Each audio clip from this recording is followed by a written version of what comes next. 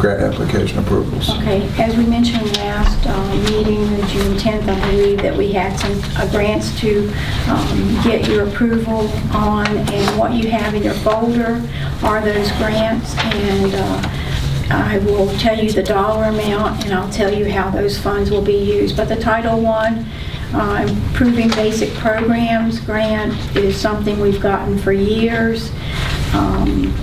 The amount this year is the same amount that we got this year, 18-19, $263,046.75. And there could be an increase or a decrease by the time the federal government makes the decision, but that grant is used for all the Title I employees at Edgemont, and it will also be used this year for our literacy coach, part of her salary.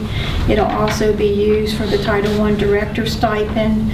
We are going to eventually have a family engagement specialist, which will come in July after we see if our plan has been improved. And we also buy money, which we could buy money.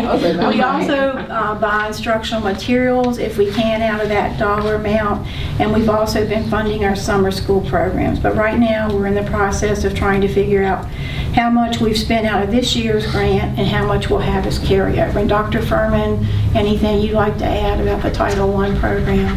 No, we worked on it today, and we'll continue by the end of the week and submit it at the end of the week. No, I think we're going to do an in-service on Monday and Tuesday with K-3 teachers in Title I, and the literacy coach will be the main focus, and she will conduct PD for all grade levels. So we met with her today for an extensive amount of time, and I think things will help. It's really good. What was that specialist you said was coming? A family engagement specialist. We're writing that into this Title I plan this year. We understand and know that family engagement is needed, and we've not had one in the previous applications. So this year we have put that in, and we're working with an individual in the Title I program at Edgemont to be that person, and I'll be bringing that name at another title. It'll be to serve as a liaison, like with the school, with the programming, and what's going on in school with the So the next one that you have in your folder is one that I've managed, a Title II Part A, Supporting Effective Instruction.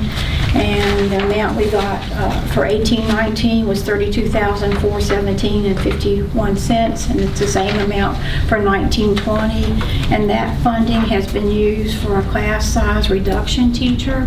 It doesn't pay an entire salary, but it pays for part of a science teacher's salary at CHS, and that grant's been written for that same purpose for this school year.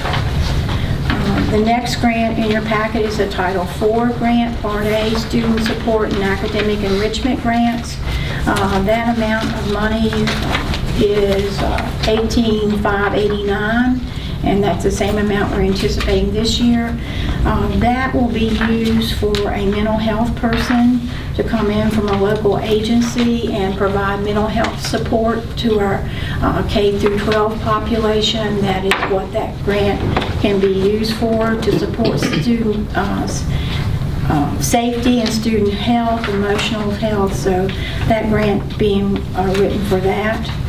And the last one is the 19-20 Title V Parts B Subpart 2, Rural and Low Income.